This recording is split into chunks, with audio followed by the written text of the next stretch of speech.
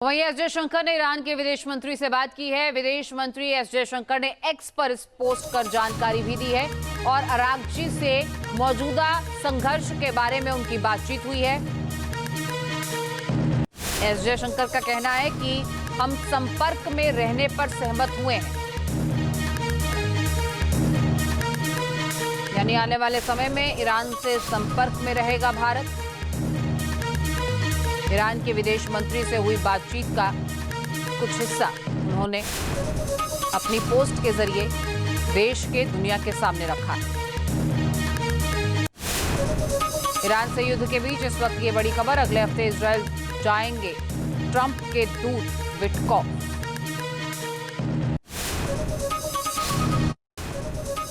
Iran को लेकर अमेरिकी रक्षा मंत्री का बयान, कायर आतंकियों की तरह काम कर रहा है ईरान। हेगसेथ के मुताबिक जानबूझकर मासूमों को निशाना बना रहा है ईरान, स्कूलों और अस्पतालों से मिसाइलें दाग रहा है। वहीं इजरायली कम्युनिकेशन और इंटेलिजेंस साइट्स पर अटैक हुआ है। ईरानी हमले का वीडियो सामने आया है। हमले के बाद कम्युनिकेशन साइट पर विस्फोट हुआ। अब देखिए किस तरीके से पूरा संचार ठप करने की कोशिश, इजरायली कम्युनिकेशन और इंटेलिजेंस साइट पर ईरानी हमला।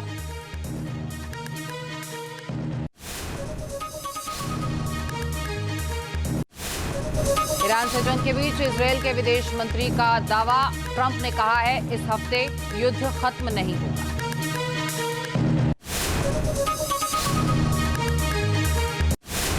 आज रात ईरान पर बड़ा हमला कर सकता है अमेरिका। अमेरिका के रक्षा मंत्री पीट हेगसेथ का बड़ा बयान आया है। ईरान के भीतर आज सबसे घातक हमलों का दिन रहेगा। ईरान अकेला पड़ गया है, बुरी तरह से हार रहा है। पीट हेगसेथ के मुताबिक 24 घंटों में ईरान ने बहुत कम मिसाइलें दागी और वो कभी भी एटम बनाने की इजाजत ईरान को नहीं देंगे। वह ईरान को लेकर, ईरान पर हमले को लेकर व्हाइट हाउस का बयान आया है। ऑपरेशन एपिक फ्यूरी में जबरदस्त सफलता मिली है। ईरानी सरकार की मिसाइलों को नष्ट किया गया है। व्हाइट हाउस के मुताबिक IRGC की नौसेना को भारी नुकसान हुआ है।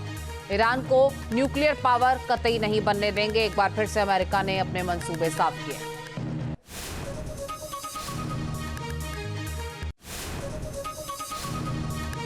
मिडिल ईस्ट में युद्ध के बीच UN सुरक्षा परिषद की आपात बैठक, जहां यूरोपीय देशों की अपील पर सुरक्षा परिषद की बैठक बुलाई गई।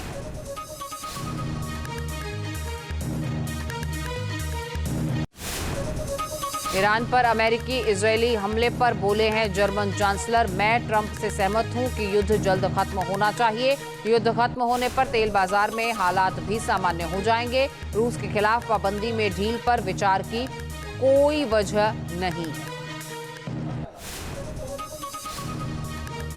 अब आज की तारीख में ईरान के जखीरे में हजारों मिसाइलें हैं, हजारों ड्रोन्स हैं, लेकिन 40 साल पहले ईरान ने इसकी शुरुआत हथियारों की रिवर्स इंजीनियरिंग से की थी।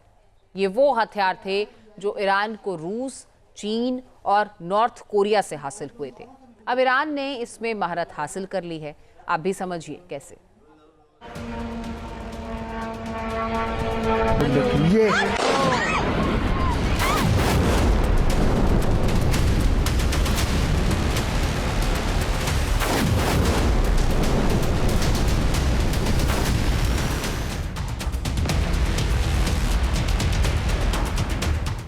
40 साल से तैयार ईरान के हाथों मिडिल ईस्ट में कोहराम।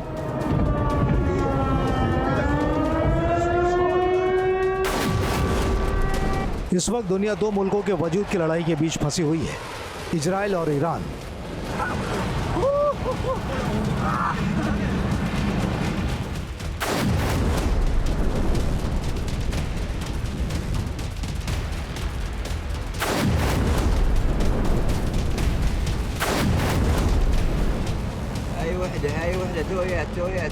इजराइल और ईरान दोनों के पास विनाशकारी हथियारों की लिमिटलेस रेंज है, लेकिन ईरान पिछले 4 दशक से इस जंग का ही इंतजार कर रहा था। ईरान ने खास तौर से इजराइल के खिलाफ कई मोर्चों पर तैयारियां शुरू की थी, मिसाइल और ड्रोन से लेकर प्रॉक्सी फोर्स को पालने पोसने तक।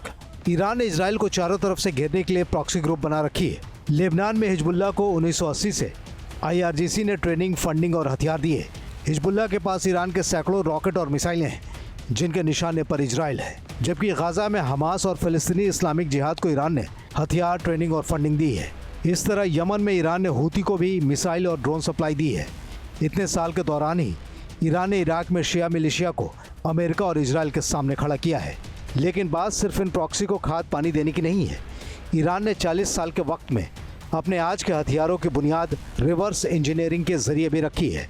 ईरान ने 1980 के दशक में खासकर ईरान के साथ जंग के दौरान चीन, नॉर्थ कोरिया और रूस से हथियार खरीदे थे और फिर उन हथियारों की रिवर्स इंजीनियरिंग करके उनका घरेलू उत्पादन शुरू कर दिया था। ईरान ने नॉर्थ कोरिया से सोवियत मुल्क की स्कड भी हासिल की।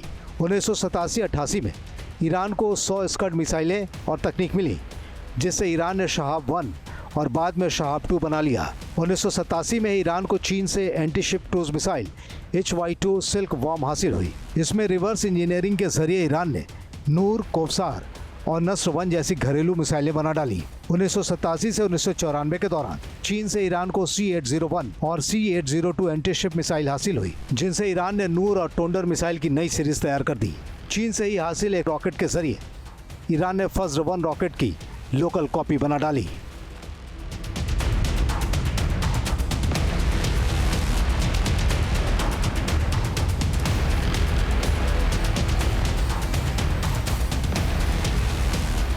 उन्नीस 1980 के दशक में ईरान के पास हथियारों की बेहद सीमित घरेलू क्षमता थी, लेकिन 80 के दशक में उसने रिवर्स इंजीनियरिंग शुरू की और 90 के दशक में पूरी महारत हासिल कर ली। ईरान चीन, नॉर्थ कोरिया और रूस से 100 से 200 हथियार खरीदता था, फिर उसके कल पुर्जे खोलकर अपनी जरूरत के हिसाब से हथियार बना डालता था। लेकिन अब इस वक्त जो जंग छिड़ी हुई है, उसके नतीजों से ही पता चलेगा कि ईरान को 40 साल की तैयारियों का क्या सिला मिलने वाला है।